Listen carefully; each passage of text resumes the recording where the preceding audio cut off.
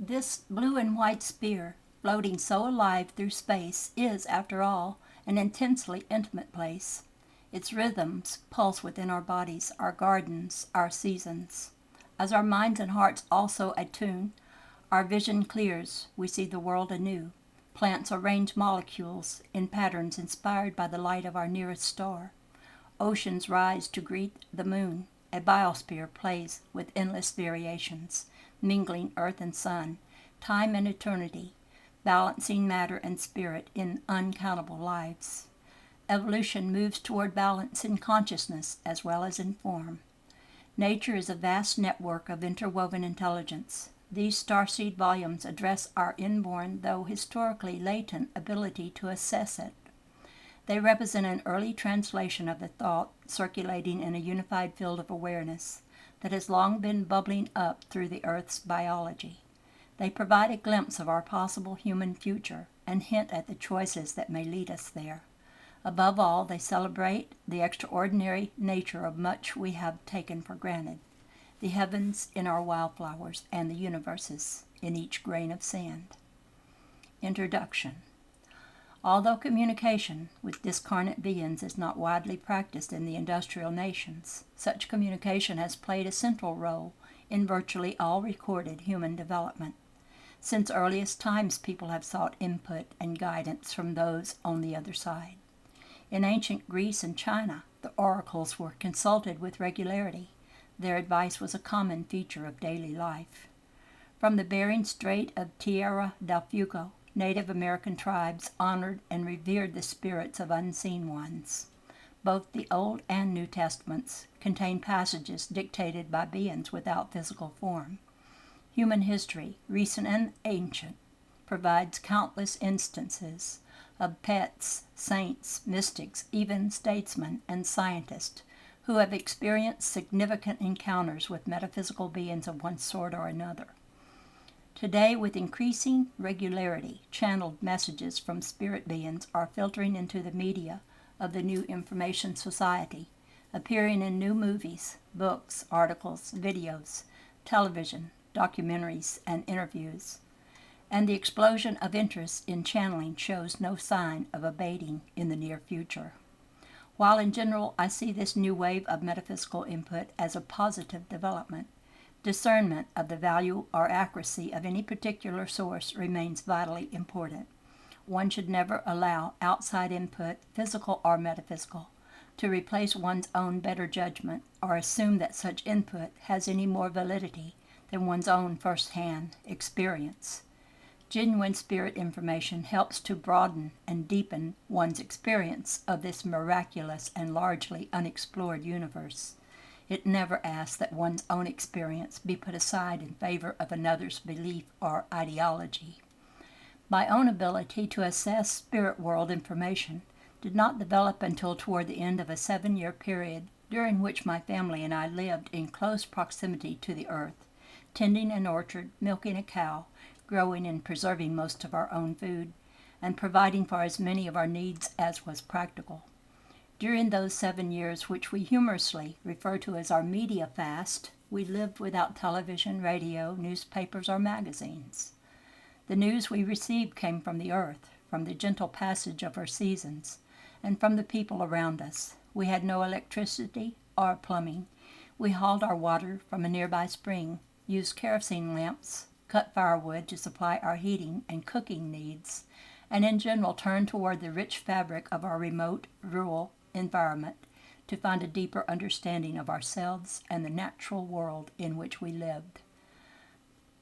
Though such a period of outward simplicity is certainly no prerequisite for developing spirit world sensitivity, those 7 years from 1973 through 1979 were, for me, a great help in learning to distinguish among the many types of channeling that can occur.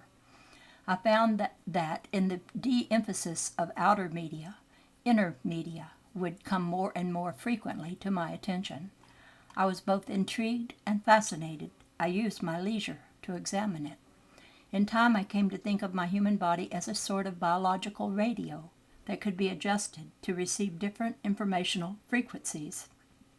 I found that there were certain frequencies where insight of a profound and practical nature existed, insight that could assist me in becoming a more loving and compassionate human being, insight that could greatly enrich the quality of my relationships with my family, with the earth, and with the society around me. I also noted lower frequencies that did no more than crackle with the static of collective human thought. There early on I encountered entities who quickly demonstrated a fact worth emphasizing at this time when so many are becoming interested in channeling. There is nothing inherent in being discarnate that in and of itself implies the presence of any greater intelligence. However, on the finer and more subtle frequencies, it was a different story.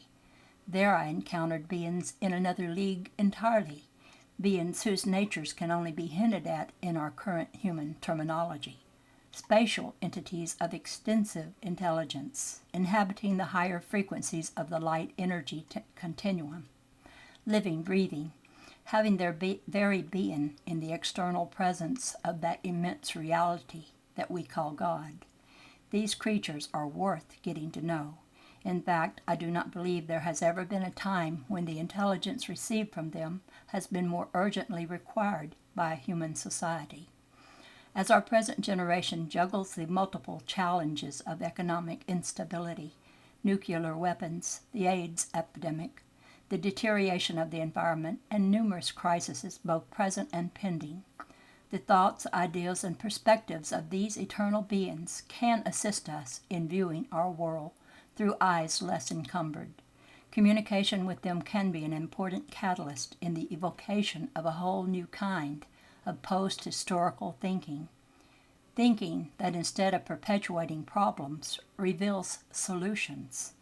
It does not require Sherlock Holmes to note that our problems are rooted in our methods of thinking, and our thinking itself is rooted in assumptions so archaic it is doubtful whether they have received any critical evaluation since the last ice age.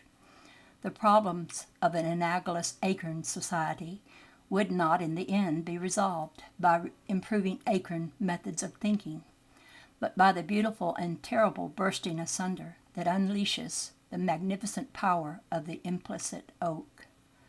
The lens through which we human beings view reality has been locked into myopic focus for so long it has rusted in place. We tend to view the physical through the physical, forgetting the spiritual and the eternal. With eyes caught in a tangle of revered cobwebs, we rarely notice even a single tree. The forest for most of us has become but a legend.